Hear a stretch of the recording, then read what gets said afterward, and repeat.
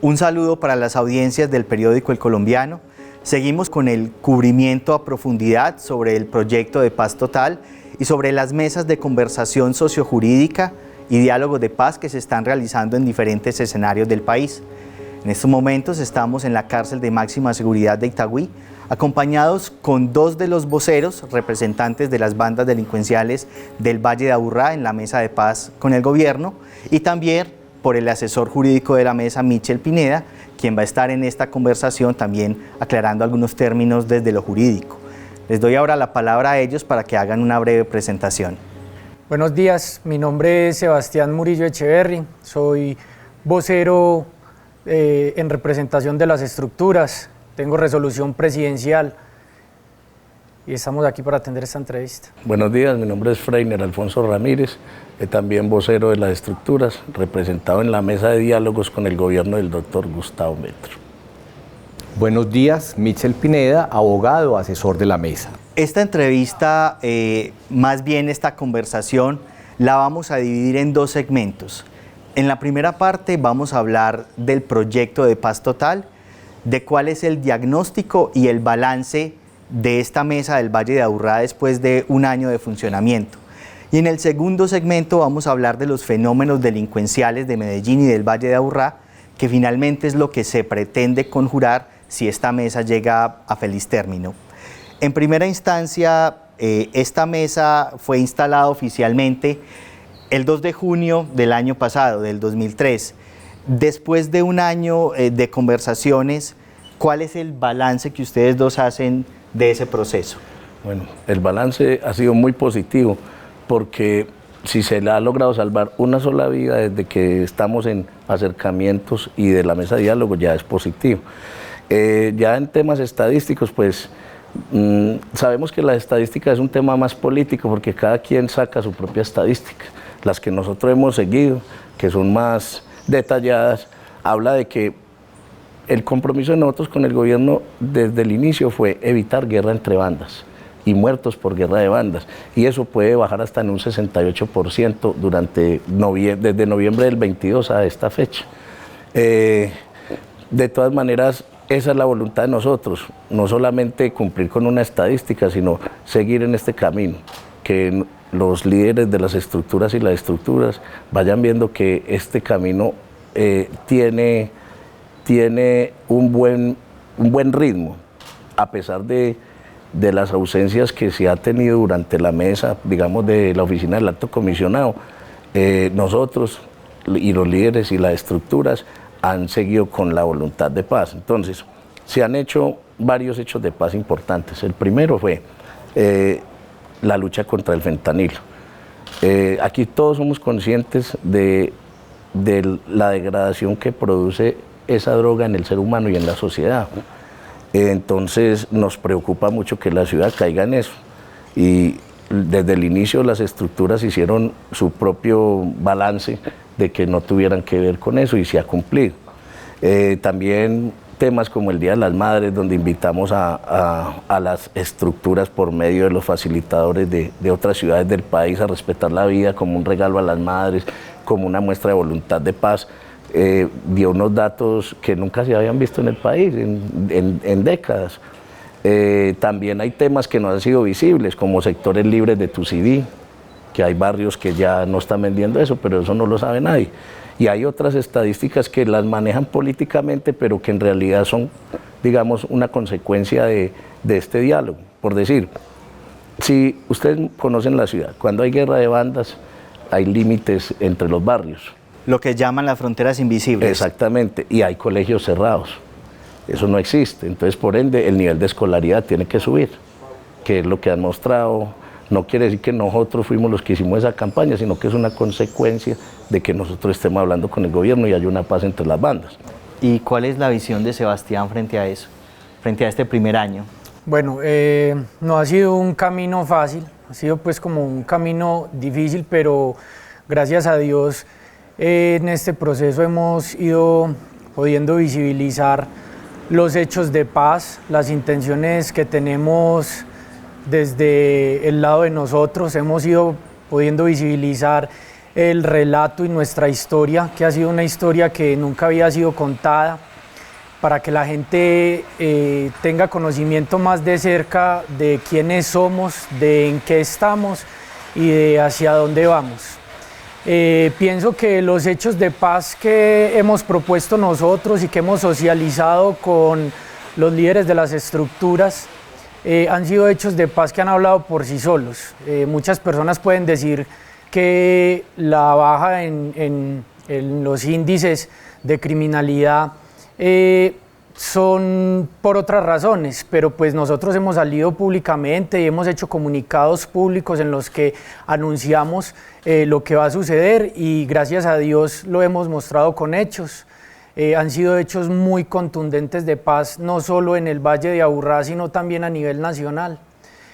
Pensamos que muchas más de las estructuras del país quieren irse sumando a esto y por eso también hemos ido adelantando comentarios que nos lleven sobre una mesa nacional de paces urbanas. Pensamos que la criminalidad en este país tiene las mismas causas estructurales a nivel urbano y por eso mismo podemos ir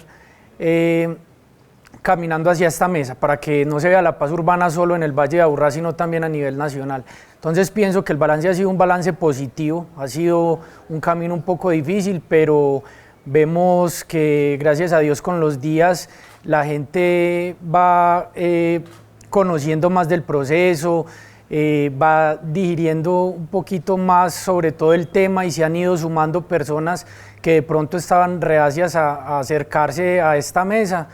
Entonces pienso que ha sido muy positivo. Partiendo de lo que comentaba Freiner, quiero preguntarle cuál es la mecánica para que lo que se discute en la mesa logre verse en el territorio. Es decir, si ustedes pretenden contribuir a que haya una disminución en la distribución de ciertas drogas como el fentanilo y el tusi y contribuir a que baje más el índice de homicidios, ¿cómo lo hacen? Esto es a través de un mensaje, esto es a través de reuniones, esto es a través de alguna advertencia a algún jefe de alguna organización. ¿Cómo es mecánicamente el trabajo? Bueno, esa pregunta me gusta porque podemos aprovechar para aclarar que nosotros no somos líderes de las estructuras. Como bien lo dijimos en la presentación, nosotros tenemos una resolución presidencial que nos acredita ser voceros de estas estructuras.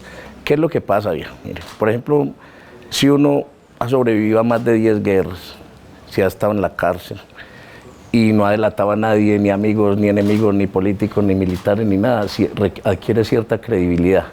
Entonces, de esa credibilidad es que se basa esto. Esto se ha mantenido, es por esa credibilidad que las estructuras y sus líderes actuales mantienen en nosotros. Entonces, eso es. ¿Cómo son los mensajes? ¿Cuál ha sido la dinámica? Para eso existen unos facilitadores que vienen a las reuniones en las que estamos con el gobierno, nos proponemos una meta, metas pequeñas, porque es que para generar el cambio, usted sabe que la gente rehace al cambio, entonces dentro de las mismas estructuras también se les pide el favor, hombre, vamos a mostrar voluntad de paz. La finalidad es que lleguemos a un punto en la ciudad donde la criminalidad y la economía ilegal se reduzca a la mínima expresión, y eso es con oportunidades de parte del gobierno, de parte de la empresa privada, de la sociedad civil. Entonces, haciéndoles ver por medio de los facilitadores este futuro que es próximo, que es mediano, entonces ellos acceden a dar estas muestras de paz. Y en verdad, es que a la estructura la han satanizado durante años políticamente en sus discursos punitivos, y yo creo que la política criminal del país en este momento es un fracaso. Entonces se dedican a mostrar a la gente como si estuviera solo por quitarle un peso al vecino. Hombre, claro que hay gente mala y gente muy buena, como en todas las instituciones, como hay periodistas buenos y malos, como hay políticos buenos y malos, eso es normal. Entonces, de eso se trata de estos espacios mostrarle a la gente que esas estructuras no son el demonio que quieren hacerle creer, que dentro de esos muchachos hay un compromiso comunitario, que quieren al vecino, que hay muchos que salen y barren la calle, que cuidan, no por quitarle un peso a la gente, sino para que no le roben a la gente. Pero, perdón, le interrumpo ahí, en el tema de las drogas, por ejemplo, digamos, este tráfico no solamente obedece a temas, digamos, de distribución local, sino que también hay unas rutas nacionales y transnacionales que traen esa droga aquí. En esos casos, ¿cómo se hace desde la mesa para que eso no circule de una forma tan extendida en el Valle de Aburrá? Bueno, en este momento, la verdad, con ese tema de las rentas ilegales, pues es un punto que irá en la agenda que estamos desarrollando y que está en construcción con la delegación del Gobierno Nacional. Ahí es donde necesitamos también el apoyo del empresariado, de muchos otros componentes pues, del Estado, para que haya una transición de todas esas rentas. Esas rentas indudablemente tienen que cambiar en el momento de que llevemos oportunidades de peso bien remuneradas a los barrios, que llevemos educación y salud de buena calidad. No podemos pretender que ese tipo de cosas, de esos temas tan importantes, cambien de la noche a la mañana como de pronto más de una persona quisiera, pero sí hace parte muy importante de la agenda de nosotros.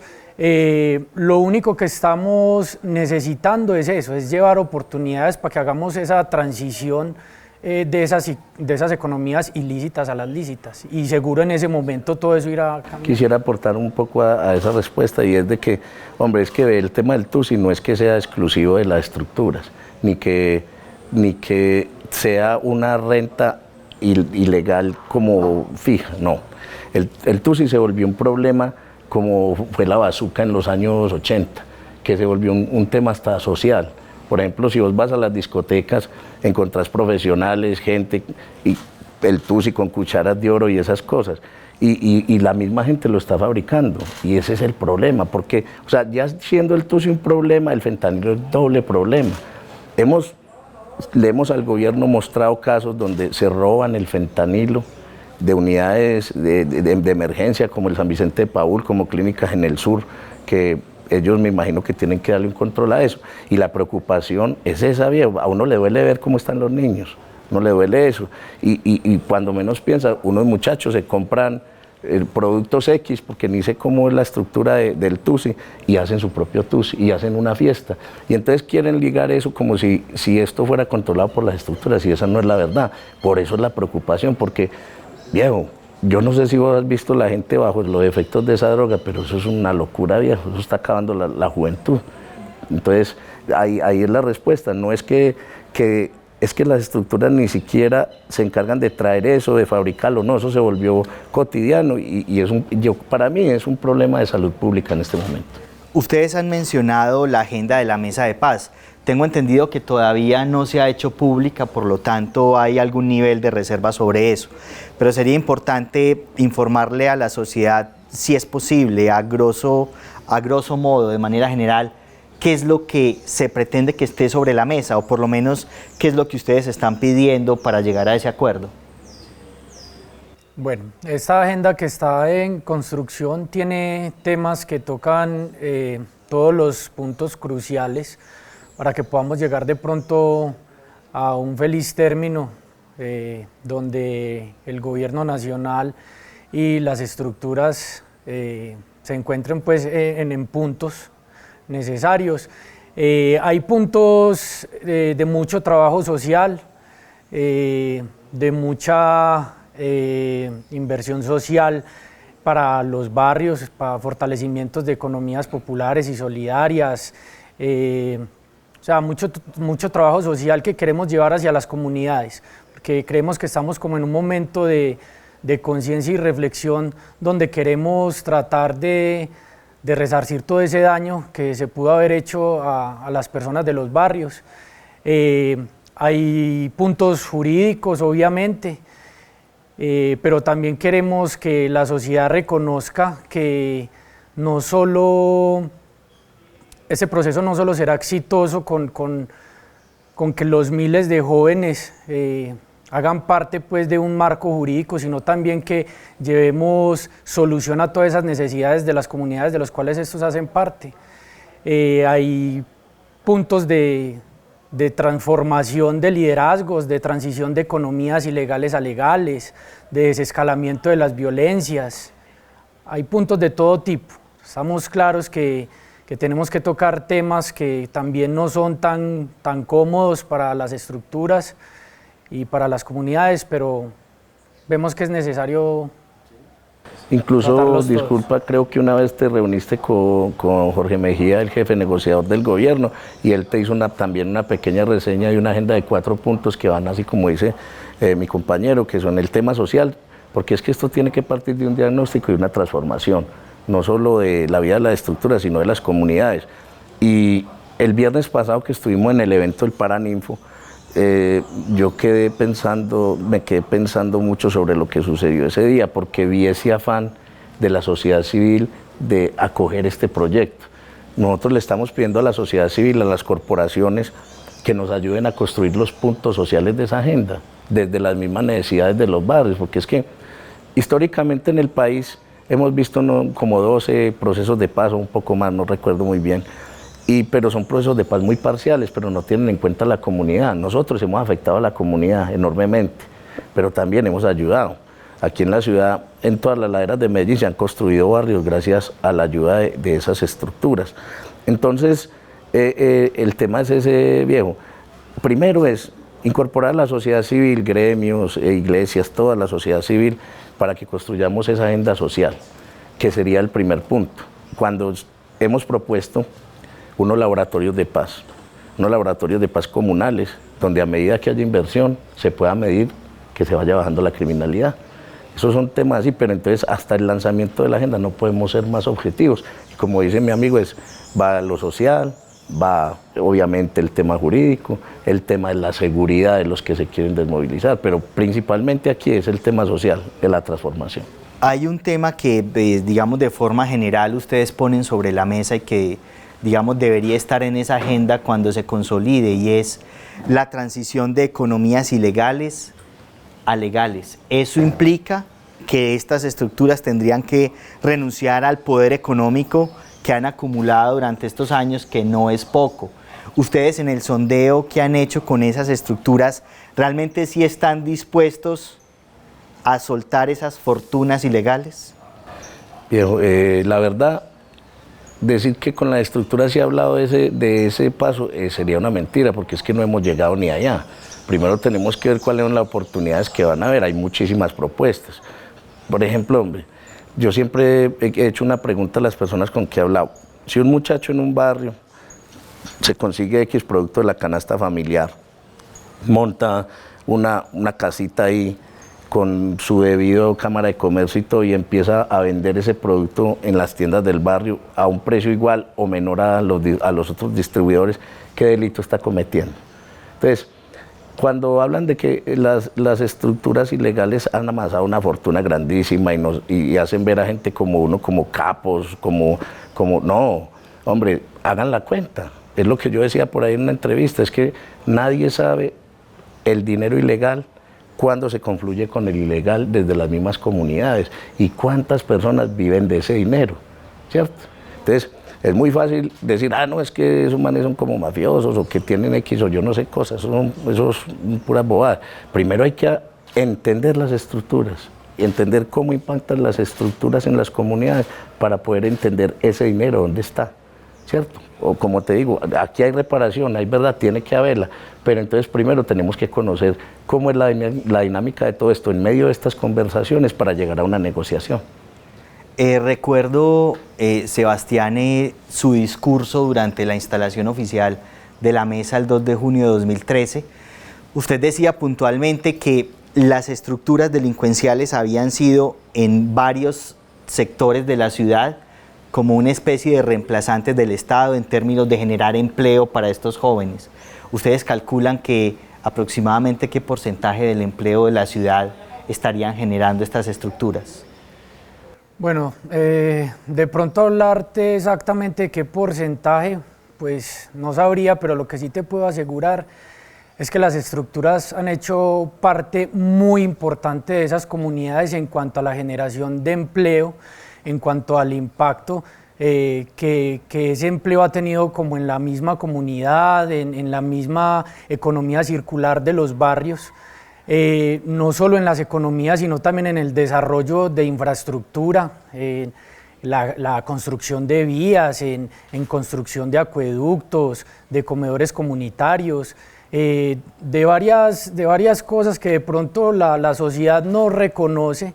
Así lo sepan, no lo reconocen, y por eso también una parte importante de este proceso es tratar de visibilizar todo eso que han hecho las estructuras en esos barrios, en esas comunidades, que también han solucionado problemas que el Estado no soluciona, que la misma gente que hace parte de la comunidad y de los barrios busca a los muchachos de las estructuras para que solucionen los problemas, para que le ayuden en las cosas que necesitan como familia.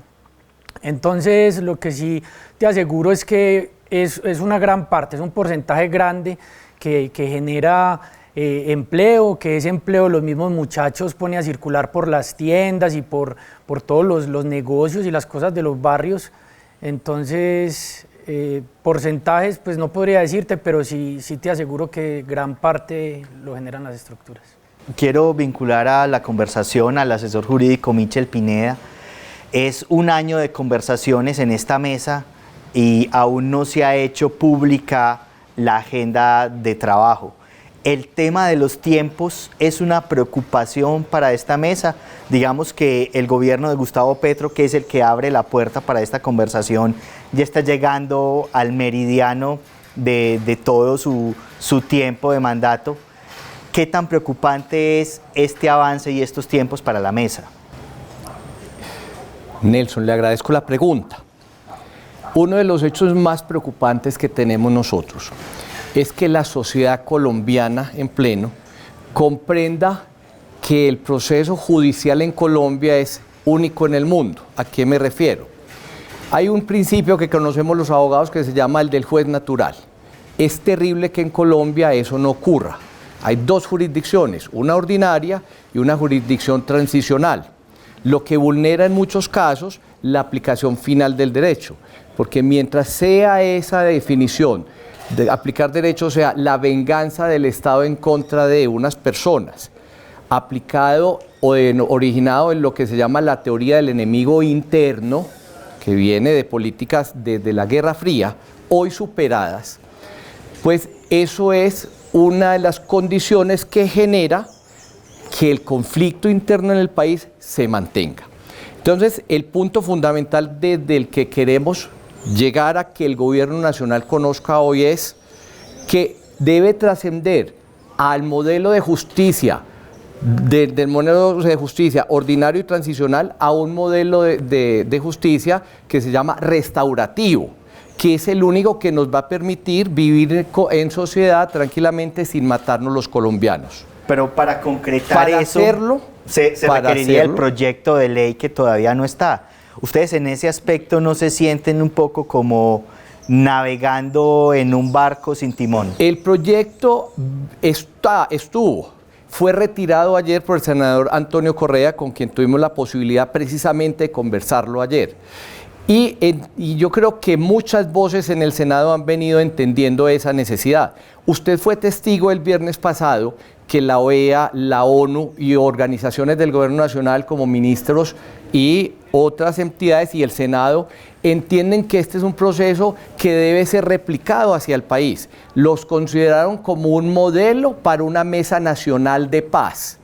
En ese foro hablamos de la necesidad de entender que mientras debemos cambiar esos modelos de proyecto de ley, de aplicar la justicia ordinaria, mientras lo mantengamos en esa mentalidad y no trascendamos a los modelos de justicia restaurativo, va a ser muy difícil que lleguemos a un feliz término, pero lo han venido entendiendo. Pero se les empieza a agotar el tiempo, ¿no?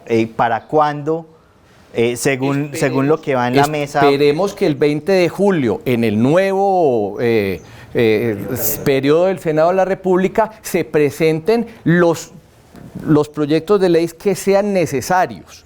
Es que no debe ser uno, tienen que ser varios. Aquí hay que tocar código penal, código de procedimiento penal, hay que hacer ejes transversales con todas las entidades del gobierno nacional para que puedan incorporarse, como lo dice don Sebastián y don Freiner, esas economías locales que son en muchos casos no son ilegales, son economías legales para que puedan hacer parte de esa economía que lleve a trascender al país desde Medellín.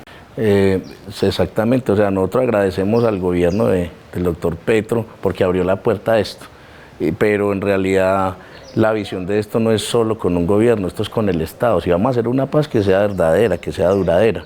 Entonces, digamos que estamos en muy poco tiempo para sacar adelante este proyecto, no es una preocupación porque es que al final, a medida que la sociedad civil se vaya incorporando, vaya conociendo de qué se trata esto, obviamente todos los gobernantes nacionales, regionales, tienen que vincularse a eso en algún momento. No porque estemos obligando, digamos que tiene que hacer, sino porque la misma sociedad es la que va a necesitar que eso pase. Al principio de esta conversación usted manifestaba cierto ausentismo de parte de la Oficina del Alto Comisionado para la Paz. ¿Qué es lo que está pasando en ese aspecto? Hombre, lo que pasa es que este proyecto de la paz total es muy grande. Y el país tiene muchísimos grupos ilegales. Entonces entendemos que el cambio del comisionado fue un obstáculo en el avance de este mismo proceso. El doctor Oti Patiño vino aquí con el doctor Álvaro Jiménez a principio de año, en enero, y sentimos que la dinámica que ellos vienen proponiendo iba a ser muy positiva para el avance, pero entendemos que con todo ese poco de problemas que han tenido con otros grupos, como esta mesa en realidad ha funcionado, o sea, sabemos que ha funcionado por lo que se ha hecho, por los actos positivos, me imagino que le darán prioridad a otras mesas, pero es necesario que ya estén viniendo porque tenemos que pasar a otro nivel. ¿Eso quiere decir que desde que vino en enero Tipatiño no ha vuelto a la mesa? Exactamente. En camino con esa pregunta, yo también quiero contarles que pues a pesar de que los diálogos con el doctor Oti Patiño han estado un poquito interrumpidos y que la agenda está un poquito demorada en su construcción, nosotros seguimos trabajando mucho, socializando y haciendo hechos de paz por iniciativa propia unilateral de nosotros. Nos estamos educando, nos estamos haciendo diferentes diplomados con diferentes universidades, todo en torno a la paz, en herramientas para la paz, a justicia restaurativa, muchos temas muy importantes. Nosotros no nos quedamos quietos, nosotros estamos en un constante trabajo todos los días en torno a este proceso. Y disculpe, señor, y también hay que ser justos y agradecerle al doctor Jorge Mejía, a Fernando Quijano, a la senadora Isabel Zuleta y a los otros miembros de la mesa del gobierno que tienen resolución presidencial, que también han venido acompañando todo que facilitan que todas estas iniciativas unilaterales sean dadas. Incluso el evento que hicieron la semana pasada, que fue algo muy positivo, también lo organizaron ellos. Al principio de la mesa se decía que allí estaba representado el 90% de las estructuras delincuenciales del Valle de Aburrá. ¿Un año después se conserva o se han retirado algunos, han entrado otros? No, se conserva el 90% de las estructuras de la ciudad y tenemos fe de que en todo este proceso, la construcción de todos estos hechos de paz y todo lo que hemos podido visibilizar del trabajo desde la Mesa de Paz de Itagüí, se sumen los que hagan falta. Bueno, uno de los aspectos críticos que tiene todo proceso de justicia transicional es el componente de la verdad. Ustedes han manifestado que están dispuestos a compartir la verdad, pero no hacer delaciones. ¿En qué consiste eso? Eso no es contradictorio, porque eso es lo que van a preguntar fiscales, familiares de víctimas y demás. Exactamente. Yo he tenido la oportunidad de estar en 3 procesos de paz ya con y lo que uno ve que las víctimas necesitan es esa verdad, y es una verdad que las dignifica. Por eso es tan importante incorporar una justicia restaurativa dentro de los elementos jurídicos de aquí, porque es que, viejo, ¿para qué ha servido que metan políticos a la cárcel? No ha generado ningún cambio, ¿cierto? Aquí, esto es un acto de contrición, y ojalá todo el mundo, cuando vea que esto avance, pues haga su aporte, el aporte a la verdad, el aporte a las víctimas. Entonces, el tema de la verdad, obviamente, cuando estemos con la Fiscalía hay que hablar de ciertos casos. Además, hay una verdad que está dicha, pero nadie la ha querido escuchar. Una verdad que han dicho en otros procesos, que vienen diciendo. ¿Qué es cuál? pues, las verdades donde vinculan a ciertas fuerzas políticas en el conflicto, pero eso no trasciende. Entonces, para nosotros, obviamente, cuando haya el momento de hablar con la Fiscalía y los jueces, tiene que haber cierta verdad judicial, pero es más importante esa verdad en el momento de la reparación, donde las víctimas sepan qué pasó con sus familias y todo este tipo de cosas a la que obviamente tenemos que llegar. Hay un asunto crucial en el tema de la verdad. Usted mencionaba que ya había participado en otros procesos de paz. Cuando conversábamos con familiares de víctimas sobre cuál era su opinión frente a la conformación de esta mesa de paz, algunos nos decían en el periódico que había cierta desconfianza porque muchos de los que hoy están participando de este proceso ya estuvieron en el proceso de paz con las autodefensas y en ese proceso se comprometieron a hacer reparación, verdad, no repetición, y sin embargo ni hubo reparación ni hubo verdad porque muchos no se postularon a la Ley de Justicia y Paz y tampoco hubo no repetición. De modo que es como si ustedes entraran con una matrícula condicional en el tema de la verdad. ¿Qué garantía tiene la comunidad de que en este proceso ahora sí compartirían esa verdad? Por ejemplo, ¿cómo va a haber verdad en el Valle de Aburrá si don Berna está extraditado? Es imposible, porque muchos de nosotros en ese tiempo estábamos en esos grupos o apoyábamos esos grupos, pero él era el que sabe todo, ¿cierto? Y lo de la reparación, eso es muy bueno que hayas tocado ese tema. ¿Dónde están todas esas propiedades? No solo en esa desmovilización quitaron propiedades y se entregaron propiedades. Esa cantidad de propiedades que han quitado a lo largo de estos años, que las tiene la SAE, las oficinas que nombran para administrar estos bienes, ¿en manos de quién están? Esas casas que les quitaron, casos que no es uno ni dos, por ejemplo, a la mamá de un muchacho. Una casa que, por ejemplo, hay un caso de un amigo donde la mamá tenía una casa hace 70 años y el amigo tiene 50 y le quitaron la casa por ser la mamá de él. ¿Dónde está eso? O sea, eso no debería estar donde las víctimas, eso no debería estar en la reparación.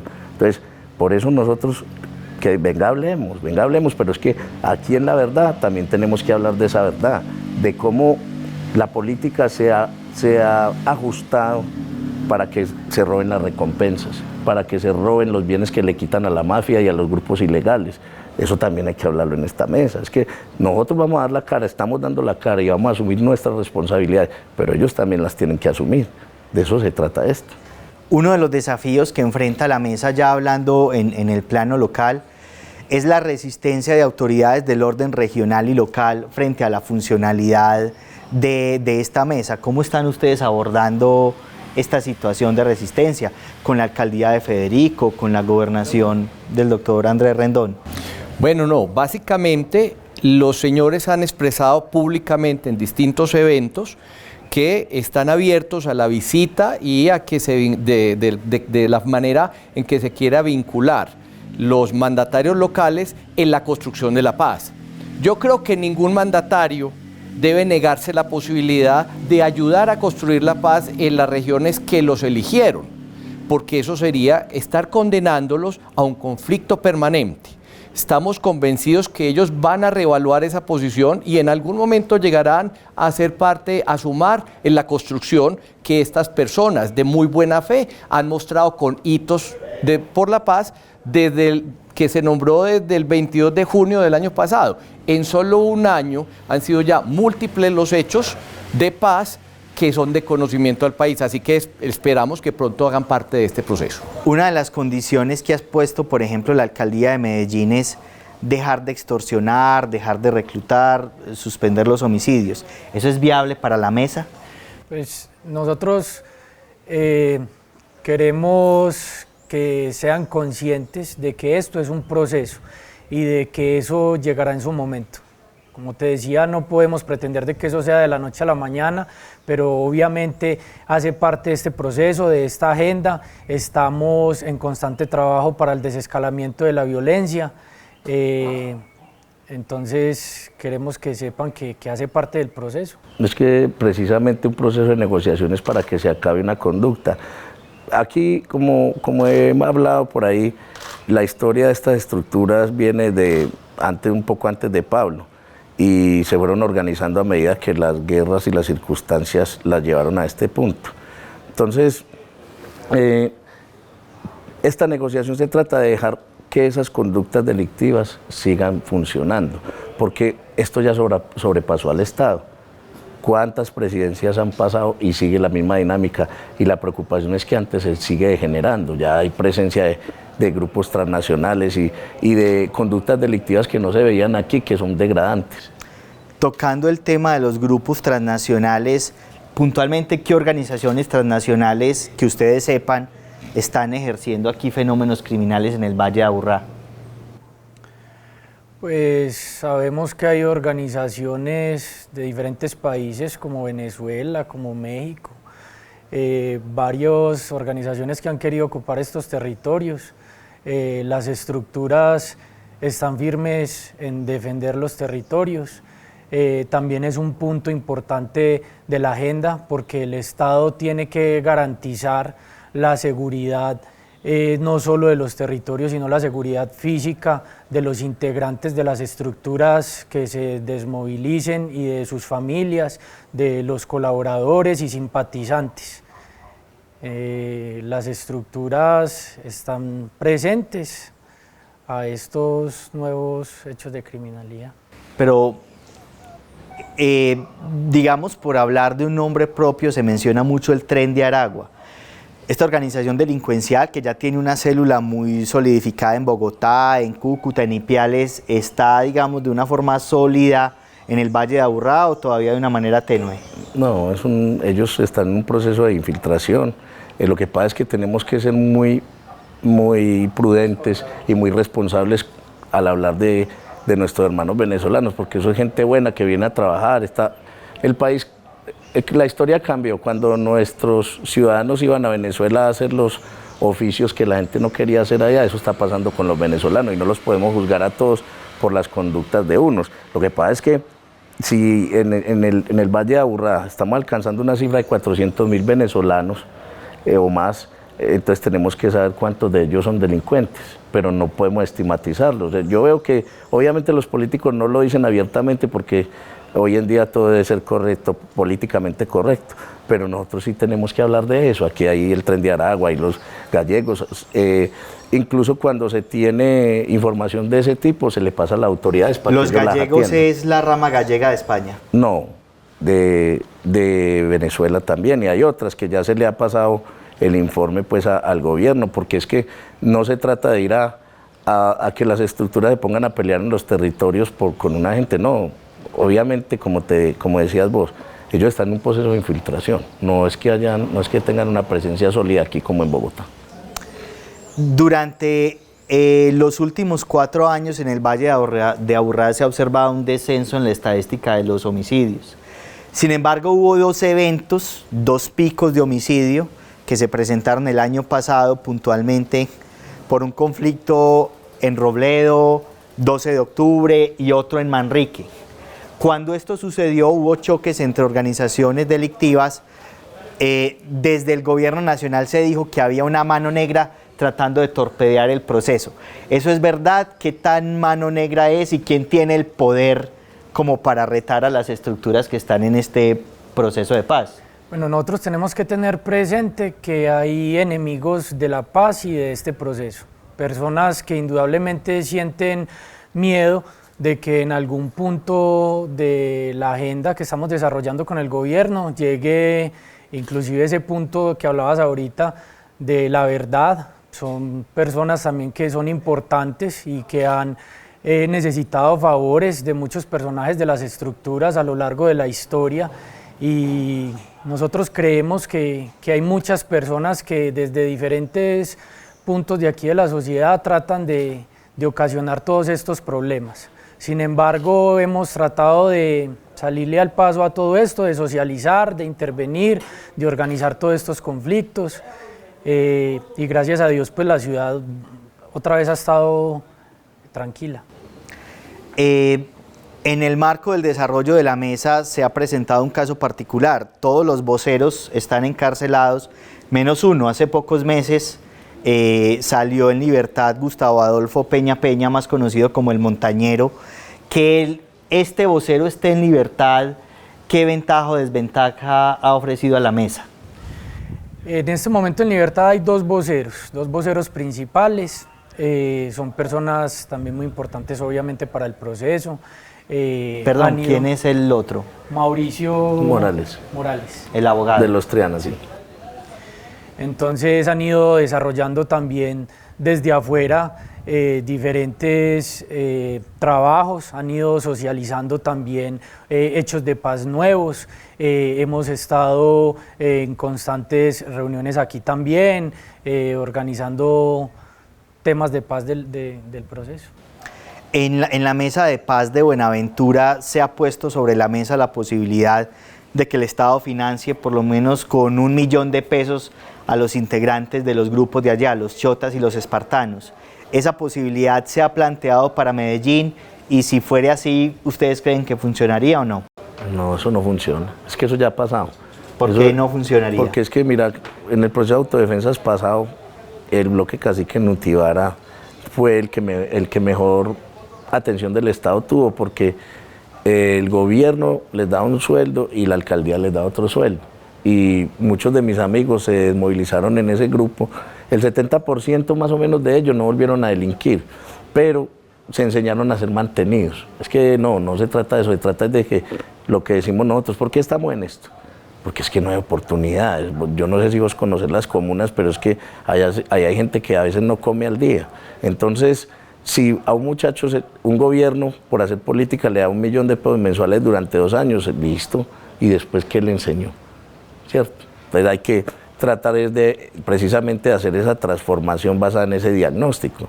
¿Qué oportunidades le vamos a llevar a estas comunidades para que sean sustentables? No solo a los muchachos, a las familias de los muchachos que viven de eso.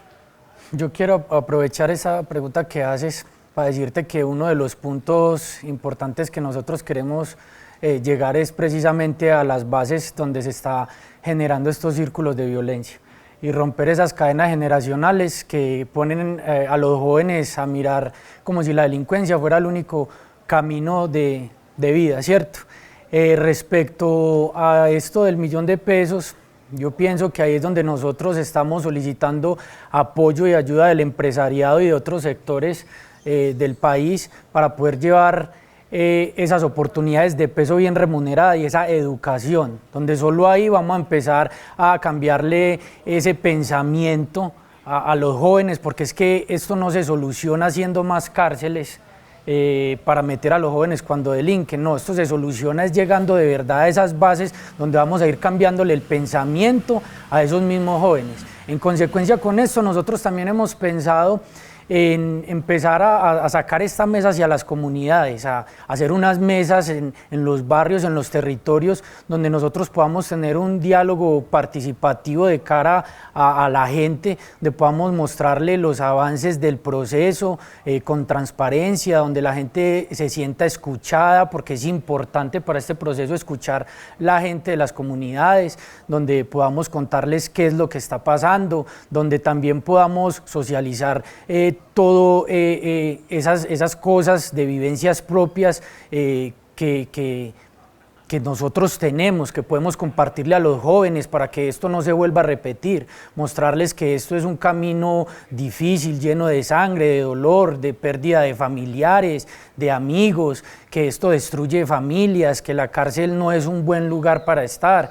Entonces pienso que en torno como a todo esto es importante llegar a esa conciencia de los jóvenes para que no solo esperen que los ayuden con 1 millón de pesos por un tiempo y después vuelvan a engrosar las filas de otras organizaciones, sino que definitivamente ellos vayan cambiando esa forma de pensar, de que ya se acabe la cultura de violencia que ha estado en el Valle de Aburrá por más de 40 años y que empecemos a formar otras generaciones diferentes.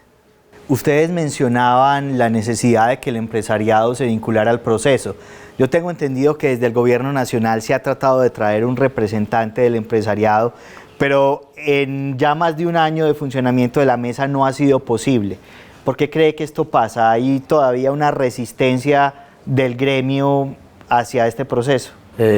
Primero que todo esto pasa es porque inevitablemente los gremios pues tienen intereses dentro de la política y nosotros nos volvimos un tema político de izquierda a derecha, de polarización, y eso es lo que nosotros pedimos. sé que hay un sector del empresariado muy importante de aquí, del Valle de Aburrá, que quiere saber qué estamos haciendo. Entonces, de pronto por canales metodológicos, diplomáticos, lo que sea, no se ha podido llegar a eso. Ya se han hecho reuniones con algunos gremios donde ha estado nuestros facilitadores, donde ha estado los voceros del gobierno, y ellos tienen muchísimo temor también. O sea, ellos hablan de la extorsión y todas esas dinámicas que afectan al comercio. Ahí es donde nosotros decimos, venga, empecemos a hablar. Para nosotros tenemos cierto conocimiento de cómo se pueden evitar esas cosas. Entonces, por eso los invitamos acá. Debemos dejar a un lado la parte política, la necesidad de votación y de poner alcaldes o ese tipo de cosas. Tenemos que empezar a pensar en hacer una paz, y eso se hace es conversando.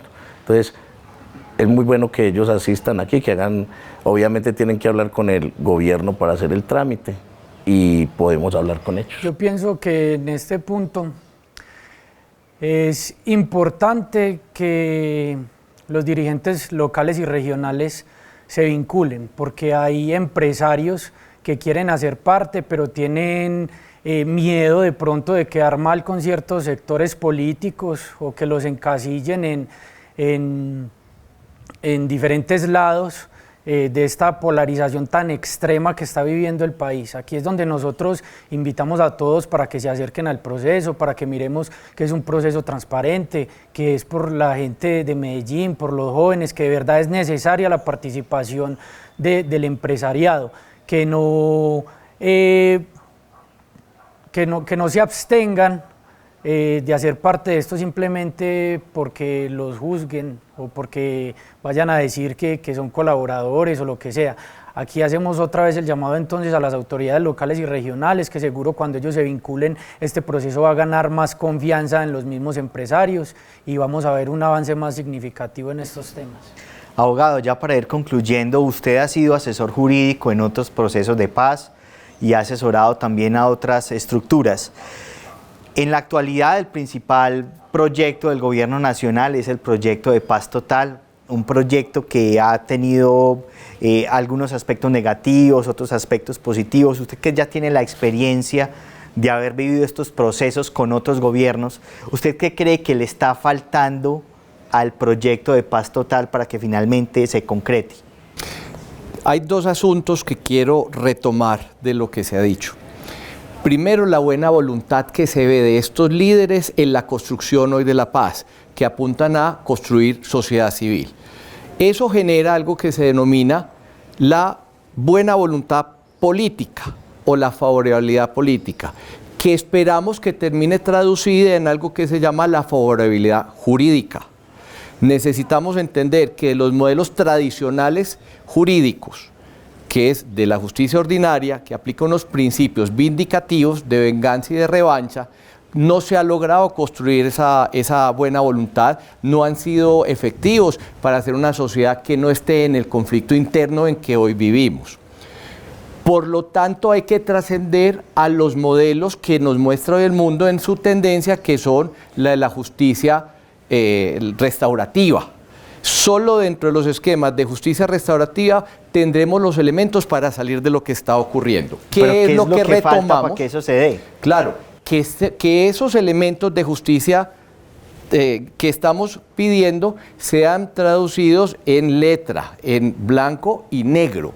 Es decir, que los proyectos que se van a presentar por parte del gobierno nacional, que lo pueda hacer a través de sus resoluciones, de los proyectos de ley que se presenten desde el Senado de la República, incluyan necesariamente esos elementos que le digo en los que Colombia ha sido una potencia en el manejo jurídico, para que tengan una real relevancia y pueda llevar a feliz término proyectos tan importantes como los que estos señores hoy nos muestran de cara al país, le reitero, con hechos. Pero usted manifestó algo muy interesante ahora, que no debemos dejar desconocer. Usted dijo, ustedes dominan en el terreno este territorio.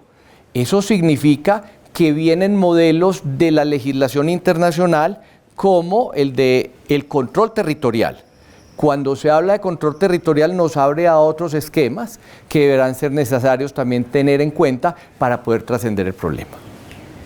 De esta manera cerramos espero que sea el primer conversatorio con los voceros de las mesas, de la Mesa de Paz de Valle de Aburrá, porque desde el periódico El Colombiano queremos hacerle un seguimiento juicioso a esta dinámica. A nuestras audiencias las invito a estar pendiente de nuestra edición impresa y de nuestras redes sociales, donde también se distribuirá el video y los contenidos relacionados con este conversatorio. Un buen día para todos.